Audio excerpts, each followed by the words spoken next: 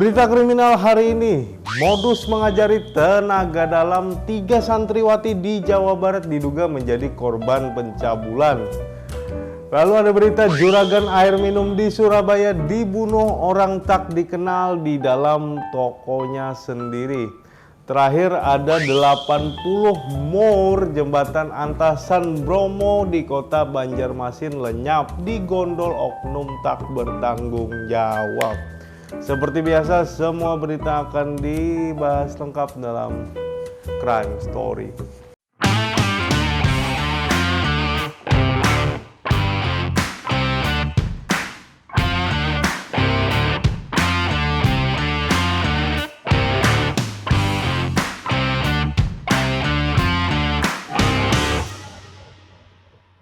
Halo Sobat Bipos, berjumpa lagi dalam konten yang akan mengulas peristiwa kriminal secara eksklusif dan up to date.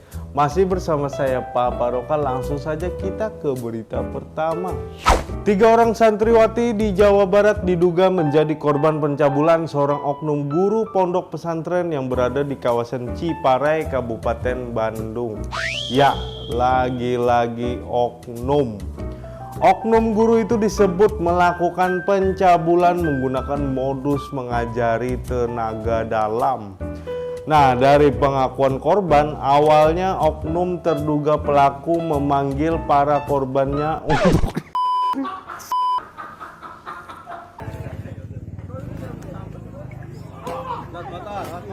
motor pindahin dikit, motor pindahin. Nah, dari pengakuan korban, awalnya oknum terduga pelaku memanggil para korbannya untuk diajari tenaga dalam. Kemudian para korban menjadi tak sadarkan diri setelah punggungnya dipijat-pijat oleh oknum guru tersebut hingga terjadilah aksi asusila. Oh, bisa sih habis dipijat-pijat langsung gak sadar diri? Waduh, wah bahaya. Ajari dong. Kabid Humas Polda Jawa Barat, Kombes Pol Ibrahim Tompo memberatkan bahwa pihaknya mendapatkan laporan kasus pencabulan ini. Laporan dugaan pencabulan itu diterima oleh Polresta Bandung pada 1 Januari 2022. Dikutip dari Kompas.com, berdasarkan laporan korban, aksi asusila dilakukan oleh oknum pengajar sebuah pesantren di kawasan Ciparai, Kabupaten Bandung. Kombes Ibrahim memaparkan, dari pengakuan korban, awalnya oknum terduga pelaku ini memanggil para korbannya untuk diajari tenaga dalam. Para korban diduga menjadi tak sadarkan diri seusai dipijat-pijat punggungnya hingga terjadi aksi asusila. Menurut Ibrahim, dari adanya laporan tersebut, kemudian bermunculan laporan lain yang serupa hingga diduga ada 3 santriwati yang menjadi korban. Sejumlah saksi telah menjalani pemeriksaan di Polresta Bandung, mulai dari saksi pelapor dan saksi yang diduga menjadi korban. Pihak kepolisian pun terbuka untuk menerima laporan dari sejumlah pihak yang merasa menjadi korban atas aksi tidak terpuji tersebut. Namun, sejauh ini Polresta Bandung yang menangani kasus tersebut masih belum menetapkan tersangka. Pihak kepolisian masih melakukan penyelidikan dan mengumpulkan bukti-bukti. Surabaya digegerkan dengan kasus pembunuhan yang dialami oleh seorang juragan air minum tepatnya di Manukan Tama, Surabaya, Jawa Timur pada Jumat subuh kemarin. Bahkan hingga saat ini kasus pembunuhan tersebut masih menjadi misteri. Pasalnya harta benda milik korban tidak ada yang hilang. Hal itu pula yang membuat motif pembunuhan itu masih jadi tanda tanya. Diketahui kasus pembunuhan tersebut setelah ada salah seorang warga bernama Chandra yang saat itu sedang menunggu lapak jualannya. Nah, katanya sekitar pukul 4 pagi ia mendengar suara rintihan sekaligus teriakan dari toko di seberang tempatnya. Suara teriakan tersebut ternyata tak hanya didengar oleh Chandra, warga lainnya yang bernama Widodo juga menyadari teriakan tersebut. Hingga tak lama kemudian warga berdatangan ke toko tersebut dan menyaksikan korban sudah tergolek lemah dan bersimbah darah di dalam ruko. Dari pengakuan warga, sebelumnya ada pria bertubuh tinggi besar berjalan santai keluar dari toko tersebut.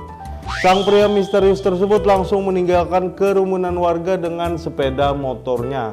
Diduga pria bertubuh besar tersebut yang menjadi pelaku pembunuhan juragan air minum isi ulang tersebut. Namun sampai saat ini polisi masih terus melakukan pendalaman dan memeriksa rekaman CCTV di sekitar lokasi kejadian. Berikut kita lihat berita lengkapnya. Suyatio dibunuh di dalam ruko miliknya di kawasan Manukan Tama A3, nomor 6 Surabaya, Jawa Timur pada Jumat 7 Januari 2022. Dikutip dari surya.co.id, saksi di TKP mengaku sempat melihat terduga pelaku keluar dari dalam rumah dan toko milik korban. Terduga pelaku yang merupakan seorang pria berjalan santai menuju motornya yang diparkir tak jauh dari lokasi kejadian. Masih dari keterangan saksi, terduga pembunuh berdarah dingin itu kemudian memacu sepeda motor metiknya ke arah utara. Ciri-ciri pria itu tinggi besar, memakai kaos hitam, mengenakan topi hitam. Kapolsek Tandes, Kompol Henry Ibnu Indarto menuturkan, saksi yang tak disebut namanya kemudian mendengar rintihan dari dalam toko.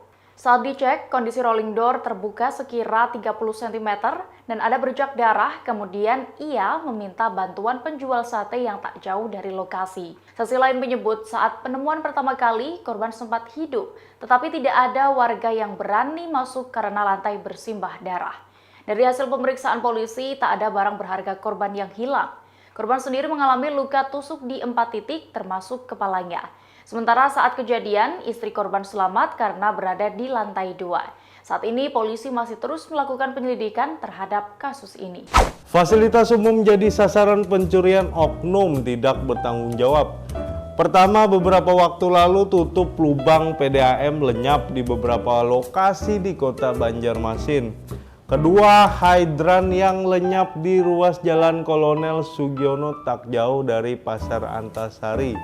Yang ketiga, terbaru nih, 80 mur lenyap dari jembatan Antasan Bromo, Kelurahan Mantuil, Kecamatan Banjarmasin Selatan.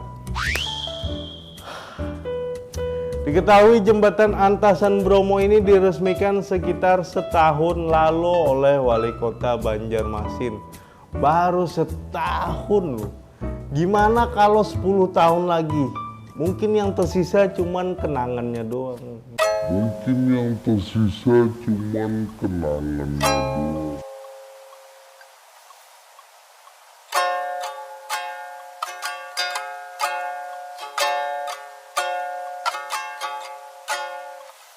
Hilangnya perangkat dari jembatan yang bernilai proyek puluhan miliar tersebut sudah diketahui kontraktor dan Dinas PUPR Kota Banjarmasin.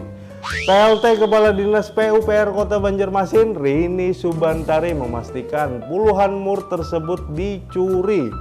Meski demikian, Rini menambahkan hilangnya mur tersebut tidak mempengaruhi daya tahan jembatan. Untuk itu dijadwalkan dalam waktu dekat petugas dan pihak terkait akan memasang mur-mur yang baru. Aduh. Apa karena terlalu miskin mengambil besi dan dijual? Terima kasih sudah menonton video ini. Jangan lupa like, comment, share, dan subscribe channel ini biar tidak ketinggalan video-video menarik lainnya. Juga jangan lupa pula follow sosial media kami di Facebook di Pos Online dan Instagram @banjarmasinpos. Seperti biasa saya pamit mundur diri, mohon maaf apabila ada salah kata. Sampai bertemu di video berikutnya, tetap di Crime Story.